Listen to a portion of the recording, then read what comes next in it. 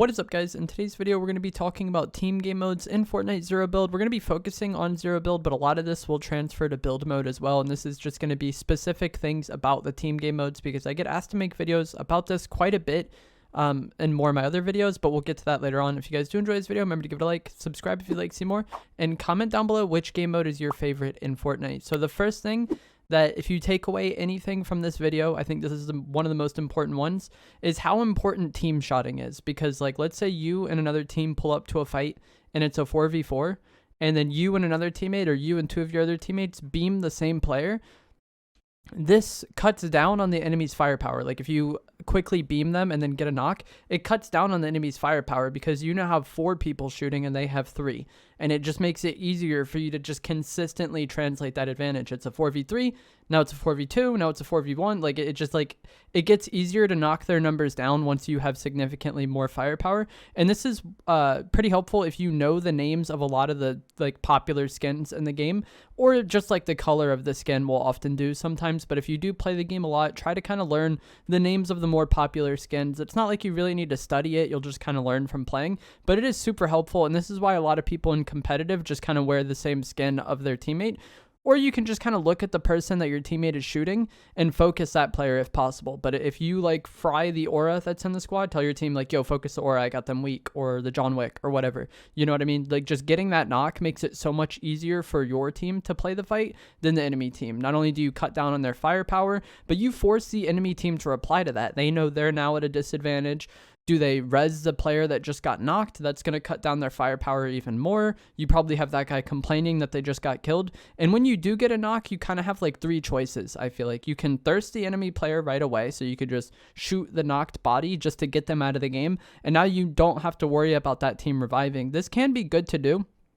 Another thing you can do is just like bait the person that's knocked and try to see if anybody comes to help them, or you can get some damage in on the body but not fully thirst it. So when you're knocked, you're losing HP over time as you bleed out, and if someone shoots your body, you lose like a larger chunk of HP and you're going to bleed out faster. So if you knock a player and then put a few, like 2 or 3 red eye bullets in them, they're going to be pretty close to bleeding out, and that forces the enemy team to make the decision quickly on whether or not they're going to res that person or just let them die. And a lot of people will panic, go for the res, because the person that's knocked is going to start saying like, hey, I'm about to bleed out, I'm about to bleed out, and you just force the enemy team to like respond to something that you don't have to. All the while you're still fighting, you're still putting damage on them, you're still putting pressure on them. Just getting that early knock puts so much pressure on the enemy team. It complicates the fight so much more for them than it does for you. Like you can push up at that point, you can continue to pick them off. You just have so much more freedom than the other team. And one easy way to take advantage of this, or to get this to happen, is to have different angles than your teammates. This is one thing that I think is super important and kind of separates more like experienced players from people who aren't as comfortable. And this goes for any shooter that I've ever played in my life. Getting different angles than your teammates makes it so much easier to play, because if you and your teammates are all in the same like bunker, which might happen sometimes in competitive or in game, you got to do what you got to do. But if you have the opportunity to like have different angles than your teammates, it makes it so much more complicated for the enemy team, because they have to track, multiple different angles. They have to try to protect themselves from different angles. In this clip here, I was kind of split from my team because I was going to check some loot, and one of my teammates ended up getting fried, and like this team got very good initiation on us.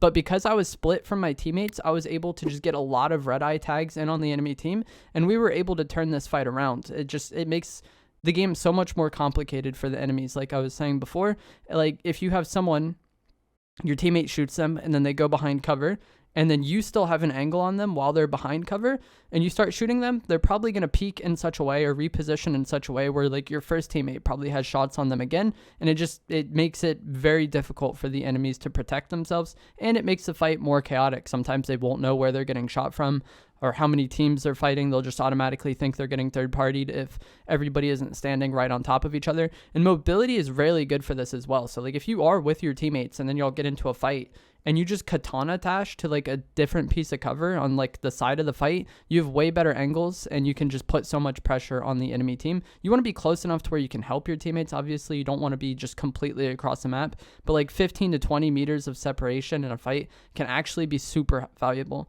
Communication is obviously very important in squads, and it's something that I feel like a lot of players kind of worry about way too much. There's like a few simple things you want to like communicate. Like we said before, which person you have weak in a fight can be really helpful. What you're doing or you need help with. Like so often a player in a team will make like a super aggressive play, which can be fine, but they don't really say anything about it. They just kind of expect their teammates to automatically know to help them. But if you do want to push the enemy team, say like, hey, let's push this.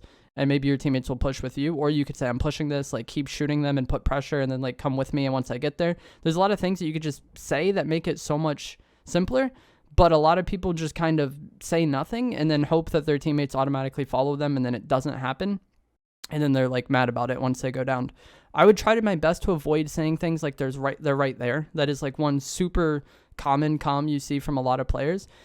But it doesn't really make much sense because your teammates don't know what you're looking at all times. Like if you ping the location and then say, hey, they're right there, that's one thing. But so many people, when they're kind of like distracted in the fight or like consumed within the fight, they'll just say things like, oh, they're right there, or I got that one weak. But like those terms don't really mean anything. That's why I was saying it's helpful to know like the names of the skins. So you can say, hey, I got that Aura weak, or I got the Jonesy weak. Things like that make it just so much more easy for your teammates to actually understand what you're saying and like know how to help you. And another thing I would say is super important with comms is just to listen to your teammates' comms. So many people are saying things like I kind of outlined, like, oh, they're right there, I got that one weak, or oh, I got to like they'll just be saying things that don't really matter as much.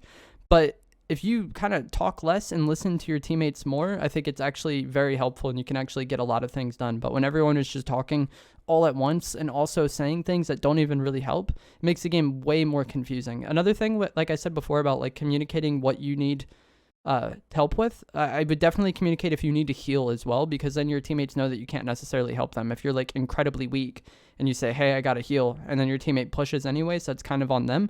But telling your teammates when you can't help them, like you got to reload or you got to heal, is actually somewhat helpful. It just kind of depends on the situation. Another thing that can be really helpful in the team game modes is that you can spread some of the more situational items amongst your team. Things like the heavy sniper can be like really, really good, and it can be really good in team game modes for breaking cover and like putting the enemies in a chaotic situation. The porta bunker and bubbles are very good in zero build competitive, but if you're playing public matches, they're not as necessary, but still having somebody carry them can be pretty clutch. And the flare gun can also be incredibly helpful in it's incredibly helpful in every mode, but in team game modes, having somebody on your team carry it, if they get the augment for it, can be really good, because if you're in a 4v4 and your teammate marks all of them, it just makes your life so much easier, and it helps you deal with like the multiple angles thing I was talking about before, if you basically have somebody carrying a wall hack. So like I said, in comp, you want everybody carrying the utility items like bunkers and bubbles, but in pubs, it's not as necessary. But in squads, you have 20 inventory slots, essentially. You know, you have 4 people with 5 inventory slots. So you can spread amongst some of the more like situational items, like I was saying, amongst your teammates. And that can actually be really helpful, because a lot of these situational items, they're situational for that reason. They're insanely good in some situations, but not so much in all of them. So when you have more inventory slots, you have more room to carry those sorts of things.